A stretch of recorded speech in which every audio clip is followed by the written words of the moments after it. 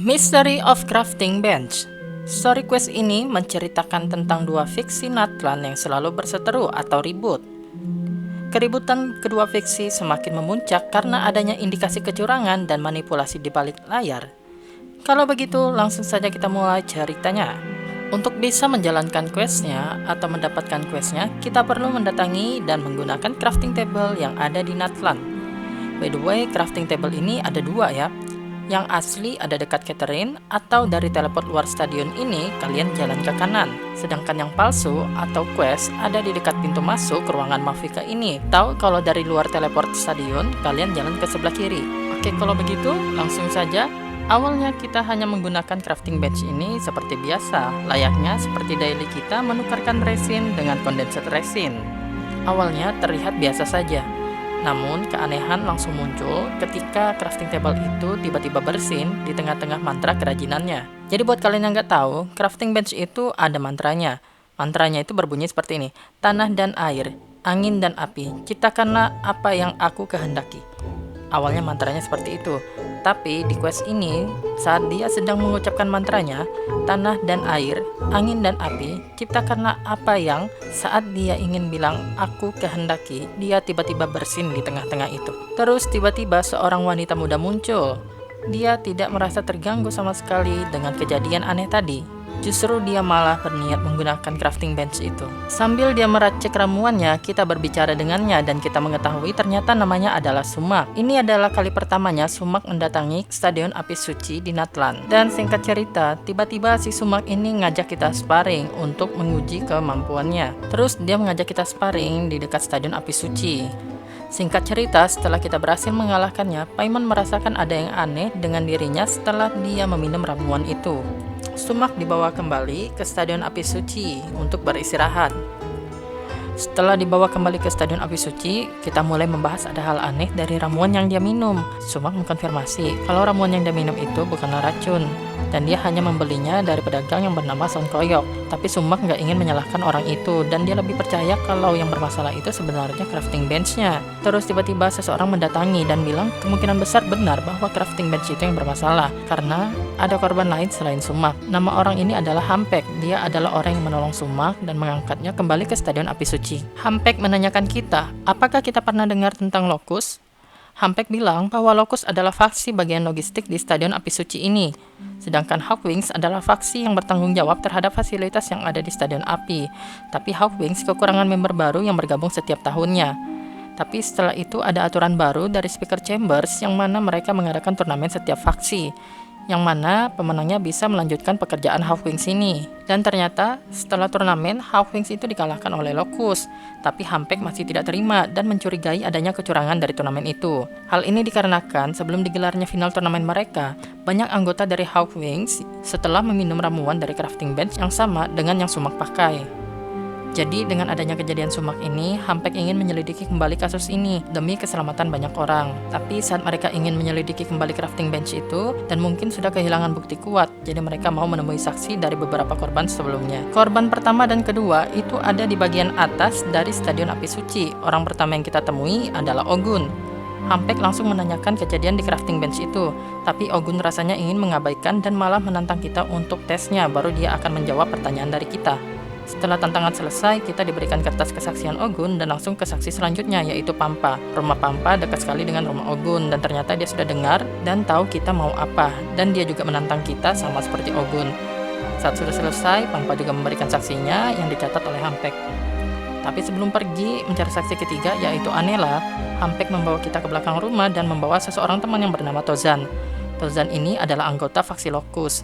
Jadi Tozan ini tidak suka dengan apa yang faksinya lakukan dan ingin membantu kita sebagai saksi dan mengungkapkan kebenaran dengan memberikan kita informasi intelijen tentang Locus. Kita pun akhirnya pergi dan mencari Anela di suku mata air.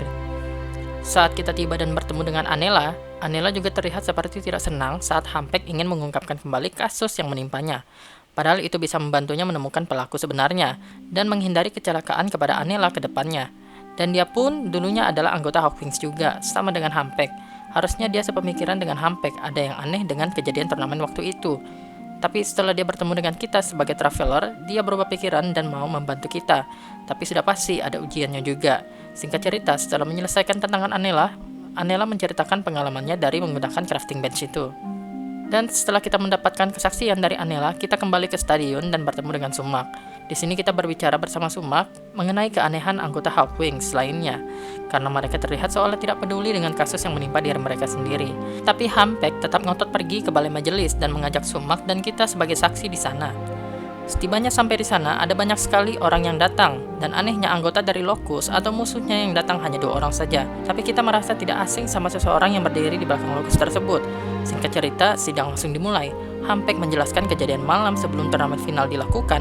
Anggota mereka mengalami kejadian yang sama persis akibat setelah menggunakan crafting bench yang dikelola Locus. Dari kejadian itu, faksi Locus pastinya mendapatkan keuntungan dari turnamen tersebut, karena mereka jadi lebih mudah memenangkan turnamen dan mendapatkan pekerjaan dari Hawkwings tersebut. Tapi anggota Locus yaitu Isquin menyangkal kejadian tersebut dan mengatakan bahwa dia tidak pernah mendengar kejadian aneh dari orang-orang setelah menggunakan crafting bench tersebut. Tapi Hampek menjawab kejadian aneh itu tiba-tiba terhenti setelah dia menyelidiki kembali kasus ini. Dan itu nggak wajar. Dan menunjuk Sumak sebagai korban baru mereka, dan dia adalah netral karena Sumak bukan berasal dari Hawkwings dan bukan juga dari Locus. Hampek juga menunjuk kita sebagai saksi saat kita mengumpulkan beberapa saksi dari anggota Hawkwings lainnya tadi. Kita pun memberikan kertas saksi yang sudah Hampek catat kepada hakim. Setelah dibaca oleh hakim, Isquin menyangkal kalau meja crafting itulah yang rusak. Paling diganti baru juga udah beres. Paling hanya kelalaian manajemen saja. Dan di sini Isquin malah mau menyerang balik dengan tidak terima karena Hampek sebagai pendahulu malah menuduh Locus sebagai orang yang jahat dan meminta agar Locus cukup membayar kompensasi saja kepada mereka atas kelalaian Locus. Tapi Hampek menyangkal lagi kalau mereka cuma target Hawkwings saja dengan bukti dari Tozan. Jadi apa yang diberikan Tozan tadi adalah bukti pembelian Mutiara Lodge. Pembelian Mutiara Lodge yang banyak dan bertepatan dengan kejadian malang yang menimpa Hawkwings. Jadi untuk Lodge Pearl atau Mutiara Lodge ini mempunyai zat yang mana zatnya ditemukan dalam setiap ramuan yang diminum oleh para korban. Tapi Isquin menyangkal hal itu dengan mengatakan ya bukti itu tidak cukup kuat. Karena ini bisa jadi bukti untuk beberapa anggota Locus yang menggunakan dana operasional untuk membeli Mutiara Lodge supaya mereka bisa membangun pemandian air panas pribadi. Terus tiba-tiba Hampek memberikan bukti foto berupa seseorang yang mengotak-atik crafting bench dengan Lodge Pearl di sebelahnya. Tapi anehnya orang itu terlihat familiar dan kita menanyakan Sumak karena orang itu mirip sekali dengan Sumak. Sumak mengkonfirmasi kalau itu memanglah dia, dan itu membuat kita lebih heran lagi karena dia bukan tokoh penting. Kenapa sampai difoto dan diawasi saat menggunakan crafting bench ini? Anehnya lagi, kita tidak ingat ada anggota Locus yang memberikan gambar ini. Begitu juga dengan Sumak. Tiba-tiba Hampek mulai kehilangan kepercayaan karena mereka berpikir dia mau memberikan bukti palsu. Isquin pun menanyakan apakah pengkhianat Locus yang berhati berani itu beneran ada atau enggak. Hakim pun menyarankan kepada Hampek agar orang yang dia anggap sebagai pahlawan dari Locus itu atau Tozan yang kita ketemui di belakang rumah tadi mau mengaku dan bersaksi melawan Locus. Mungkin persidangan jadi lebih enak. Akhirnya sidang pun ditutup sampai ada bukti lagi. Tapi tiba-tiba Hampek ingin mengungkapkan siapa anggota Locus yang memberikan informasi tentang kejahatan Locus itu, dengan jaminan bahwa mereka harus melindungi orang itu dari bahaya. Dan Hampek langsung menyebutkan nama Tozan. Tapi anehnya, di sini Tozan tidak mengerti sama sekali apa yang dibicarakan oleh Hampek dan memberitahu bahwa foto yang ada dengan kita itu bukanlah milik manajemen mereka dan menganggap crafting bench itu palsu. Isquin pun memberitahu bahwa waktu itu Tozan sedang bersama dia di pemandian air panas. Jadi ada 2 Tozan di satu waktu yang bersamaan. Itu sangat aneh dan membuat semua orang menjadi bingung. Dan di sini Hampek malah jadi semakin terlihat seperti orang yang salah dan kalah setelah tuduhannya terhadap Tozan tidak benar dan foto itu juga terasa palsu. Hakim tahu kita ditipu dan dijebak dengan bukti palsu dan memberitahu bahwa kita tidak akan dihukum. Tapi kita tetap menganggap hal itu sangat aneh dan kekeh ingin tetap membantu Hampek. Sumak pun memberitahu pendapatnya terhadap apa yang barusan Isquin dan Tozan katakan. Dalam saksi mereka, Sumak tahu bahwa matanya ini nggak bisa bohong. Lagi-lagi ini tentang matanya Sumak ya. Hebat sekali mata Sumak ini. Jadi Sumak ini menyadari ada beberapa kemungkinan. Kemungkinan pertama, Tozan ini berpura-pura membantu dengan memberikan bukti palsu sampai Hampek tidak bisa dipercaya lagi. Dan saat Hampek ingin dia menjadi saksi, dia pura-pura tidak kenal. Sedangkan untuk kemungkinan yang kedua adalah mereka semua melihat Tozan di hari yang sama, tetapi di tempat yang berbeda. Sama seperti crafting bench di stadion, ada 2 dan berfungsi baik semuanya.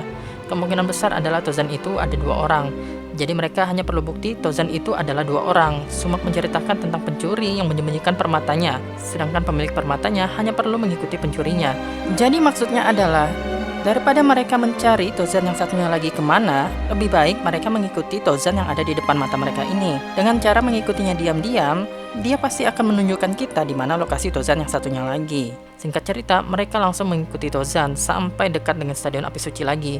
Dan ya, yang benar saja, ternyata ada 2 Tozan di persembunyian ini, yang mana salah satunya bernama Tlalepa. Singkat cerita, dia berhasil mengalahkan dan mengurung mereka.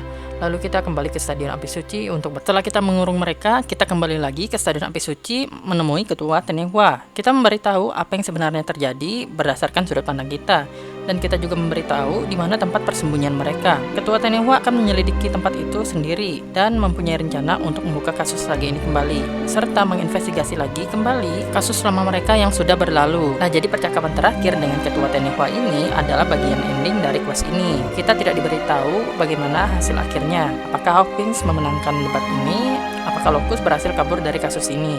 Bagaimana menurut kalian untuk quest ini? Menurut kita, untuk quest ini sebenarnya simple dan masalahnya pun cukup klasik. Melakukan perbuatan licik untuk mendapatkan sesuatu itu sangat sering sekali kita jumpai dalam kehidupan kita. Jadi ya, ini sangat relate sekali dalam kehidupan kita. Dan bagaimana menurut kalian? Kalau kalian ada ingin request, quest mana yang ingin kita bahas berikutnya, silahkan komen di bawah. Terima kasih sudah menonton.